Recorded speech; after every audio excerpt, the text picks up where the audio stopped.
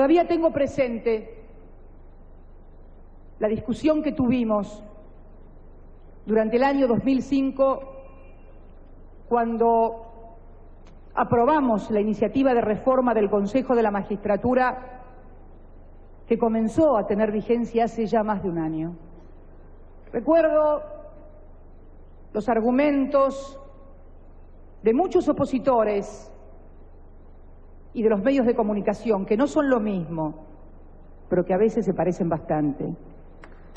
Y quiero decirles que aquellas profecías que se desgranaron en radio, en televisión, en ríos de tinta, acerca de que íbamos a manipular la justicia o perseguir a los jueces probos, resultó desestimada no por otros discursos, sino por la realidad, por la práctica concreta de un nuevo Consejo de la Magistratura que por primera vez es presidido por un académico que precisamente no es de nuestro partido y que además, a iniciativa de una consejera oficialista y con la aprobación de todos sus miembros, por primera vez los argentinos vamos a conocer las declaraciones juradas de los hombres y mujeres que deciden sobre nuestra vida, libertad y patrimonio. Bueno, hoy estamos con el doctor Mariano Candiotti, es el presidente del Consejo de la Magistratura, bueno, académico, exdecano de nuestra Facultad de Ciencias Jurídicas y Sociales en la Universidad del Litoral. ¿Qué tal? ¿Cómo le va? Buenas tardes, Guillermo. ¿Qué tal? Bueno, para un poco entrar en la docencia del tema, ¿no? Hoy en día, porque obviamente es un instituto nuevo a partir de la reforma del 94, ¿qué hace el Consejo de la Magistratura? Efectivamente, el año 94, la fecha, el Consejo fue una de las instituciones que se incorporó con la reforma constitucional, conjuntamente con otras instituciones que tenían por objeto un modelo de república y de constitución de alguna manera tendiente a la modernización de la democracia, a la atenuación del presidencialismo, a la incorporación de minorías, como es el caso de los senadores. Y respecto del Poder Judicial, la idea fue dotar de la creación de este organismo, el Consejo de la Magistratura, básicamente para tratar de compensar y equiparar el peso de las designaciones de magistrados que recaía básicamente en el Poder Ejecutivo. El Consejo de la Magistratura es un órgano incorporado a las constituciones europeas que tiene por objeto, en primer lugar, participar en el proceso de selección de magistrados, incorporando un proceso a través de antecedentes y oposición que constituyese la base sobre la cual el Poder Ejecutivo, que no ha perdido su poder, su potestad de nominar magistrados federales y nacionales, tuviese que buscar sus candidatos o postulantes a magistrados de este proceso de selección. Luego interviene el tercer poder, que es el poder parlamentario, el poder legislativo. Usted sabe que para la nominación de un juez intervienen los tres poderes. Por los acuerdos. Por los acuerdos, efectivamente. La segunda gran responsabilidad que tiene el Consejo de la Magistratura es participar en el proceso de análisis de las conductas de magistrados que merecieran reparo, que la Constitución Nacional antes lo dejaba librado únicamente a la intervención del Poder Legislativo, a través de la Cámara de Origen como Cámara Acusadora, que era la Cámara de Diputados, y la Cámara de Senadores, que era la que iba a rever este procedimiento. También participa en este momento el Consejo de la Magistratura como primer órgano que en algunas cuestiones va a tomar decisiones y en otra va a aconsejar la apertura de un juicio político en la figura del jurado de enjuiciamiento que también se ha creado en la nueva Constitución. Bueno, esos son básicamente un poco la pregunta apuntaba, digamos, si sientan la independencia como Consejo de la Magistratura, sobre todo en nuestro país, que tradicionalmente siempre existió la tentación de concentración del poder en distintos niveles y que este tema de tener en un puño la justicia no ha sido únicamente propio de algún gobierno determinado, sino que ha sido casi un clásico, yo diría. A excepción, me animo a decir, de las reformas en la Corte de este gobierno, que creo que ha sido un ejemplo claro, ¿no?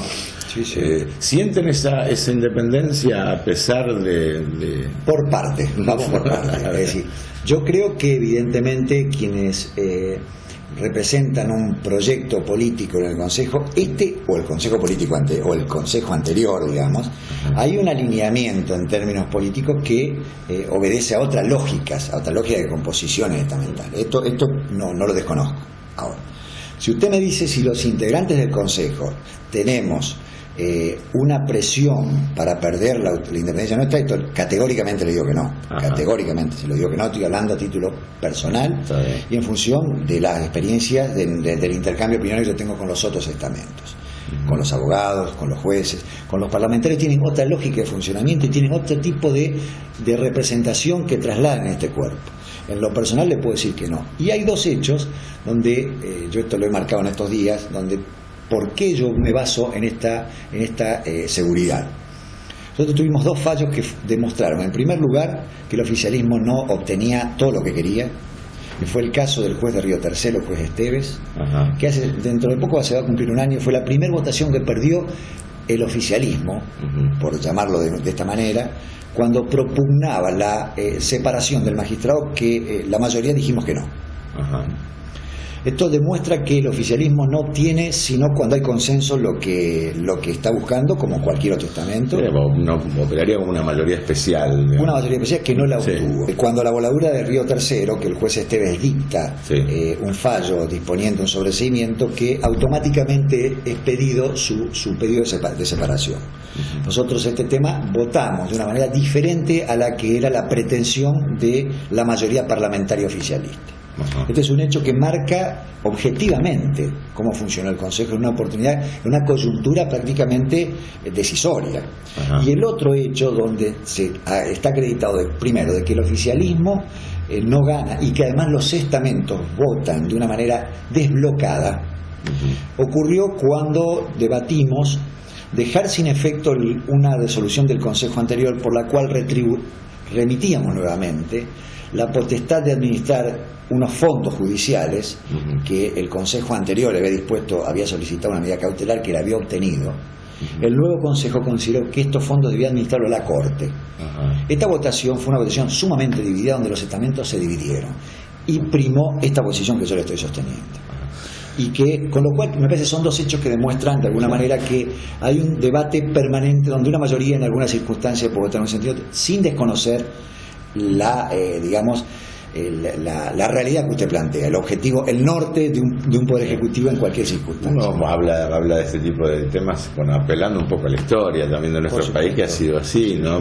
Uno estima también que el tiempo también favorece en consolidar determinadas instituciones con otro tipo de perfil que va profundizando alguna independencia. El tiempo también hace lo suyo en este tipo de cuestiones, me parece, ¿no? Sí, yo creo que sí, yo creo que además la consolidación de una república, los franceses nos llevan algunos siglos, nosotros tenemos un siglo y medio, estamos por transitar el bicentenario. La historia de la Corte es muy importante en este sentido. Nosotros en nuestra vocalía tenemos un estudio sobre el tema, está a cargo del doctor Pivete este tema, trabajamos el tema de la historia constitucional. Fíjese que la Corte creada por la Constitución del 53, luego con la incorporación de Buenos Aires en la Constitución del 60, recién se integra en 1863. Digamos, Mitre, cuando asume Mitre no tenía corte. Y cuando asume, lo primero que hace Mitre demoró 3 años prácticamente en integrar la corte.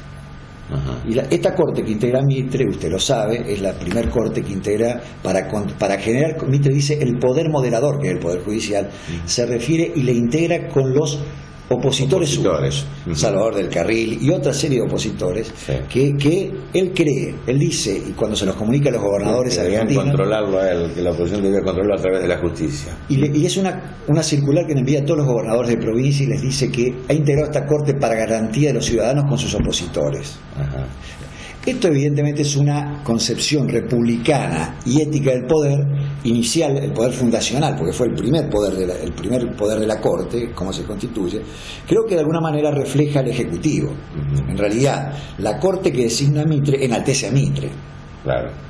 Esto me parece muy inteligente por parte de una visión, además de una convicción, estoy seguro que fue así.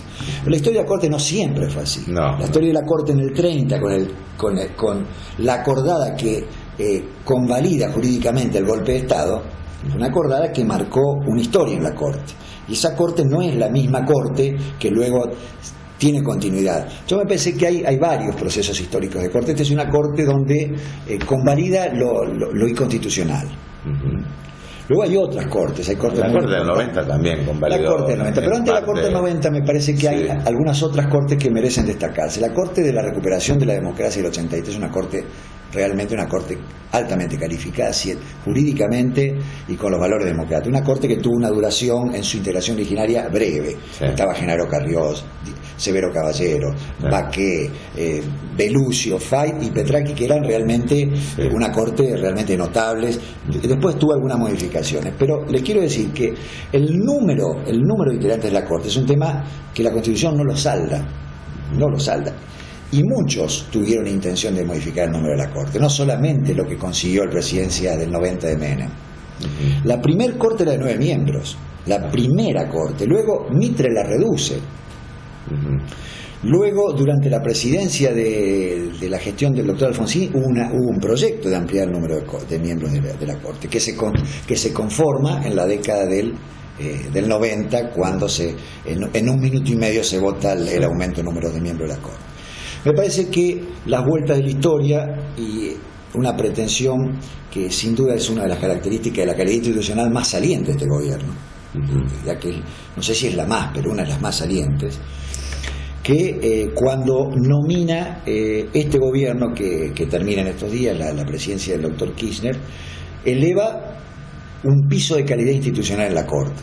Yo este tema me parece que es una de las cuestiones que, así como a Mitre se lo reconocemos, me parece que el Ejecutivo se reflejaba en esta Corte. La Corte del doctor Zaffaroni, la Corte del doctor Lorenzetti, de la doctora Jaito y de la doctora Argibay. Una corte es una corte con prestigio internacional y académico indiscutido. Esto en realidad cuantifica la calidad del Ejecutivo también. La corte es valiosa por sí. El Ejecutivo en esto ha dado un paso institucional que lo consolida, remarcando el número de miembros, donde digamos, el transcurso del tiempo, las circunstancias biológicas, las circunstancias políticas van a quedar en 5 miembros, y hasta que esto no ocurra pueden pasar muchos años, donde el Poder Ejecutivo se ha desligado de una eventual especulación política con a quién va a nominar a la Corte. Tiene 7 miembros. En otros tiempos un fallo como el de la movilidad de las jubilaciones sería impensable, porque obviamente es inconveniente a las arcas del gobierno, al gobierno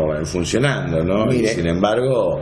En el tema ese hay 2 fallos. El fallo es un tema en el cual es mi materia como docente, así que lo tengo perfectamente presente. El primer fallo de una corte independiente fue durante la corte del doctor Alfonsín, que la emergencia previsional se declaró inconstitucional, que provocó una debacle en el sistema previsional argentino, pero respetó los cánones constitucionales del artículo 14 bis.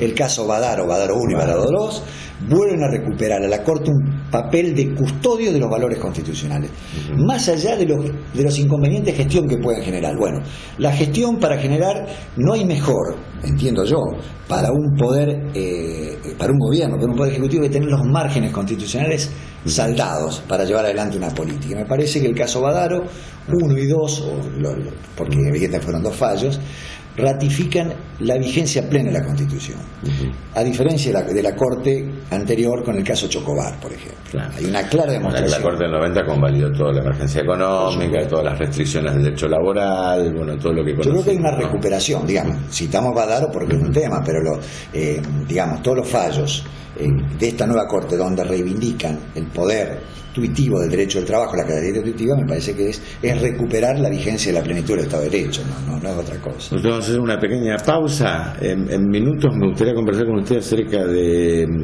qué evaluación hace usted de la justicia que tenemos hoy y qué calidad debe tener hoy en día un juez para ser juez de la nación. Enseguida seguimos.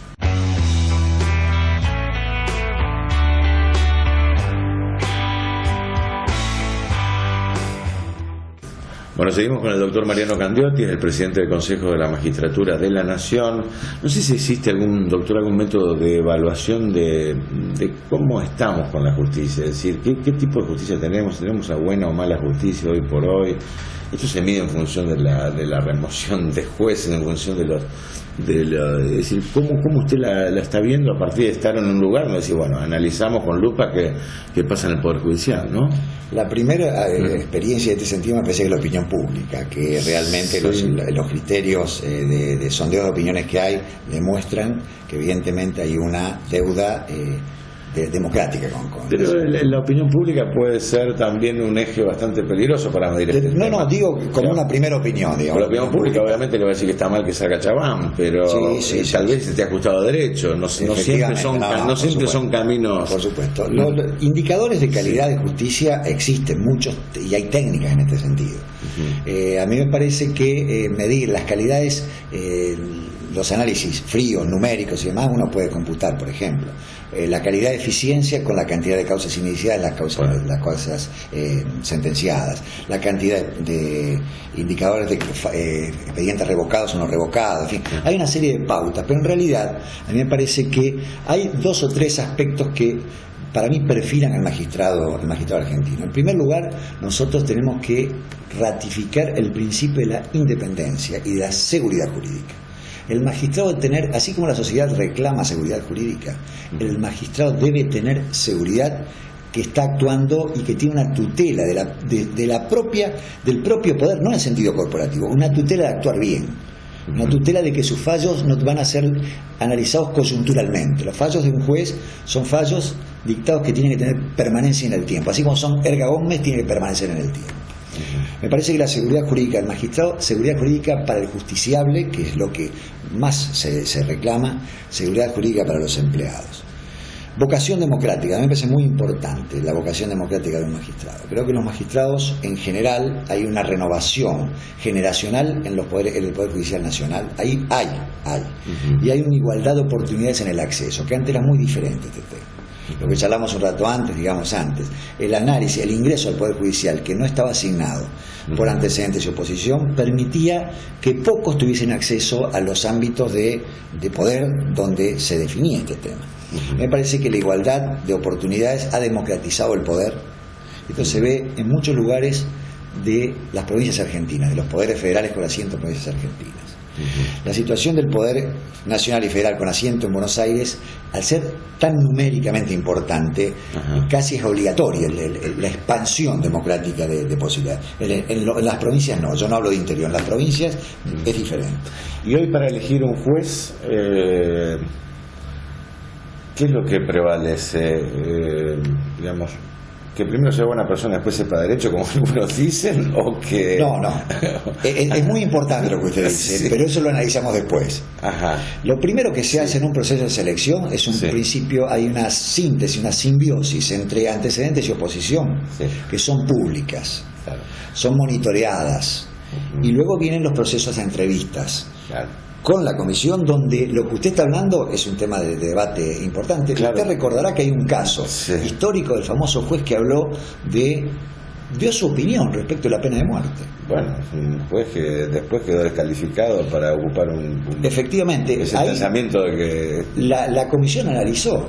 Uno de los temas que se analizan es la conducta democrática de este magistrado. Hay algunos casos, ayer estuvimos analizando. Debe ser lo más difícil, índice de calidad, de la evaluación, es lo más difícil. De todo ideológica y ética debe ser lo más complejo. Yo creo que es lo más complejo. De todos modos hay un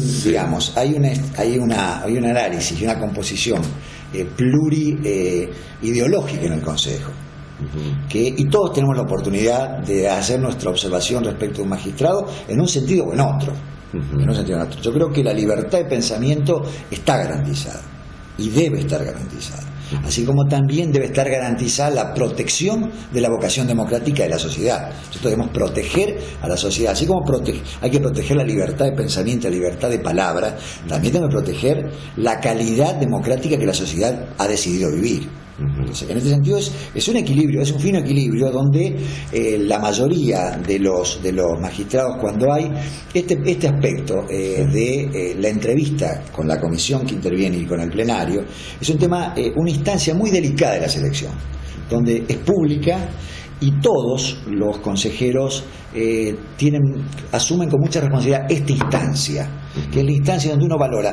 Como uno no puede valorar los antecedentes ni la oposición, uno valora y tiene un contacto de visu con el candidato, y uno puede preguntarle, analizar sus antecedentes, analizar si sus antecedentes académicos condicen con lo que es él.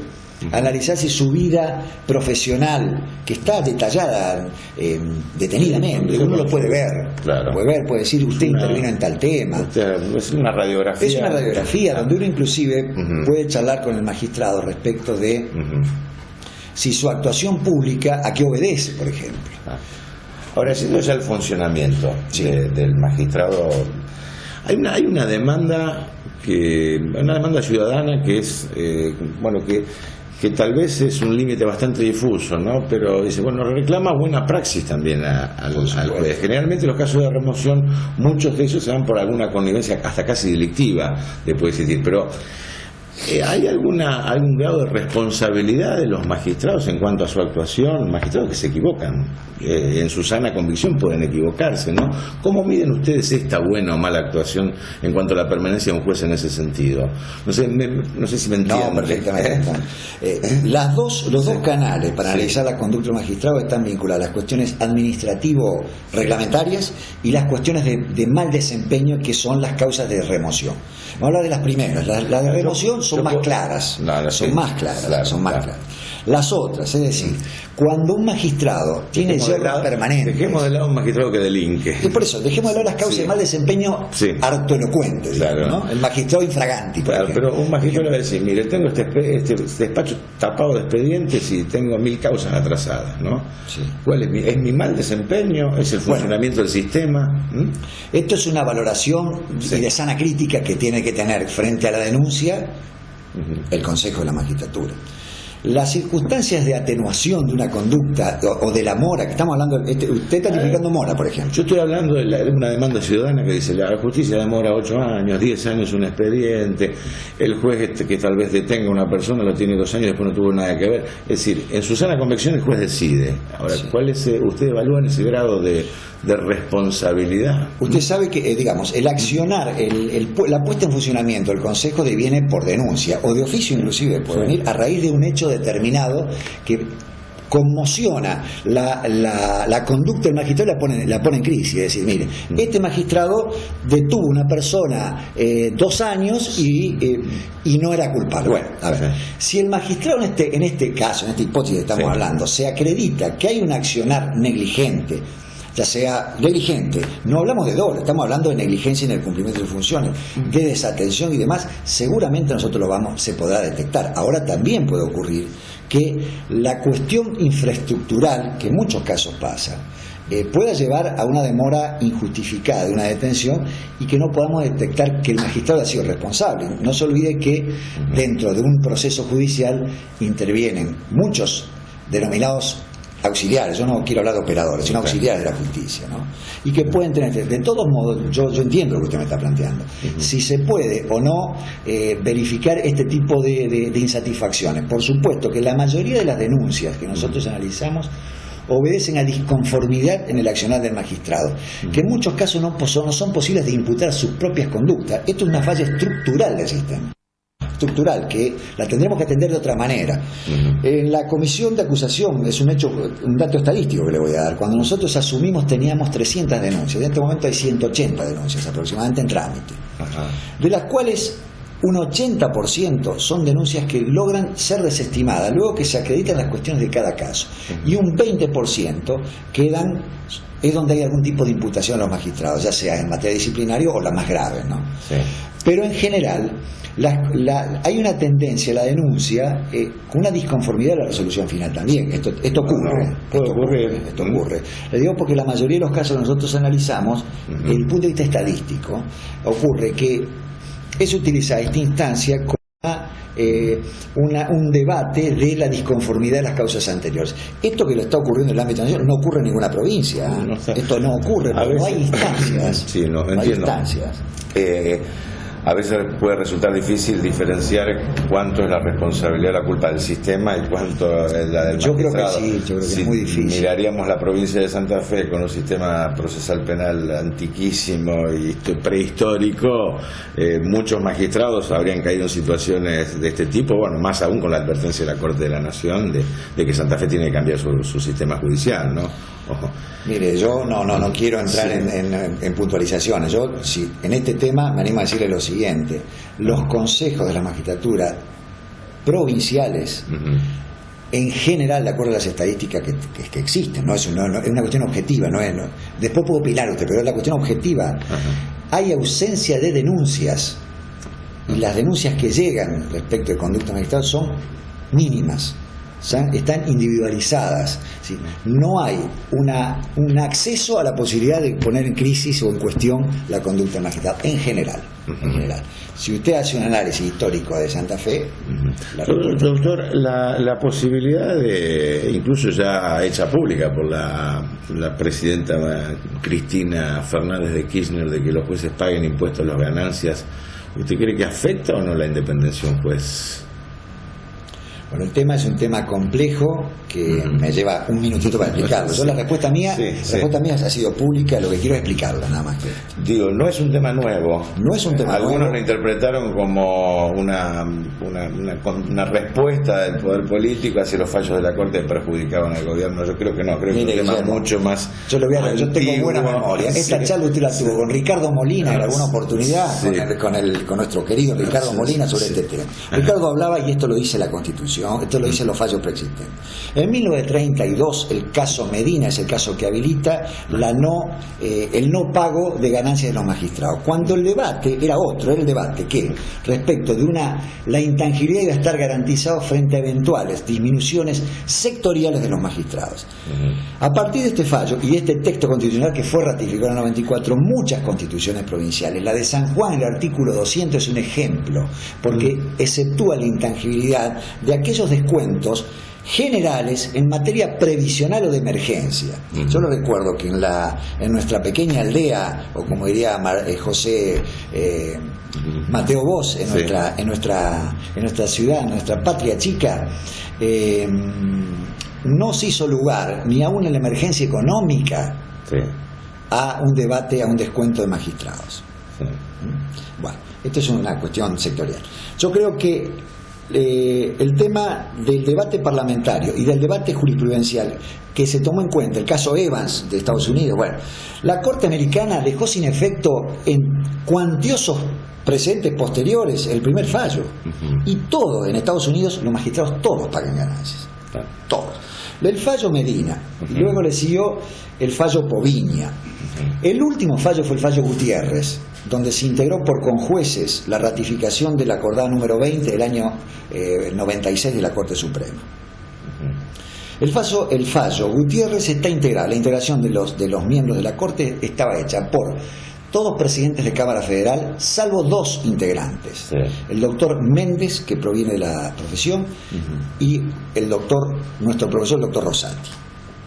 El fallo de la minoría, que fue el de Méndez y Rosati, abonan por el pago del impuesto a las ganancias y explican en un raconto jurisprudencial el por qué el fallo Medina ha perdido vigencia en la actualidad. Pero además de este tema, y con esto termino, hay otros aspectos a considerar. En primer lugar, hay que debatir y dejar de lado, este es un tema también que tiene otra connotación. Cuando el doctor Recalde habla de que la cuarta categoría no es fuente de tributación, este es un tema que hay que resolverlo, porque si los magistrados no pagan, si no pagan los asalariados de menor cuantía, los magistrados tampoco van a pagar. O sea, este es un debate que hay que también dejarlo de lado. La cuarta categoría paga, entonces los jueces están en cuarta categoría, como los legisladores también. Este tema, es decir, esta discusión no tiene que estar. Primero, creo que hay que ser en este sentido sinceros en la totalidad del debate. Segundo tema, el tema de ganancias significaría que las provincias deban tener un tratamiento similar con los magistrados provinciales. Y este impuesto es un impuesto indirecto, que es coparticipable. Con lo cual las provincias es una fuente de recursos. Efectivamente, este es un tema también que las provincias deben debatir. No es solamente pagar por sí o por no. Por eso le quería decir, es un tema mucho más amplio. Sí, pero un poco la pregunta apuntaba también a este nuevo contexto que había el país. Y la síntesis mía es que deben pagar. Claro. Es que deben pagar. Claro, porque en otros tiempos uno puede decir, yo me remito al a la fría letra de la ley, de la Constitución, la interpreto de otra forma, y otra es el contexto donde actualmente, por ejemplo, el presidente de la Corte, como Lorenzetti, dice, vengo a la Corte, nuestra misión es acercar la justicia a la gente. Es decir, yo creo que no sé si considerarlo privilegios, pero creo que aleja la... Omití esta parte termino este tema. Primero, hay dos temas más que tienen muchísimo que ver, que es lo que ha tomado Estado Público. Primero, si esto afecta a la independencia, que hay dos magistrados muy importantes que tienen en este momento una presencia mediática muy importante, que no viene al caso nombrarlos, pero se manifiesta porque esto afecta la intangibilidad, afecta la independencia. Y el caso que proyectan es que eventualmente, si pagan ganancias, podrían el poder impositivo investigarlos y demás. Me parece que no es correcto decir esto. Los magistrados pagan todos los impuestos.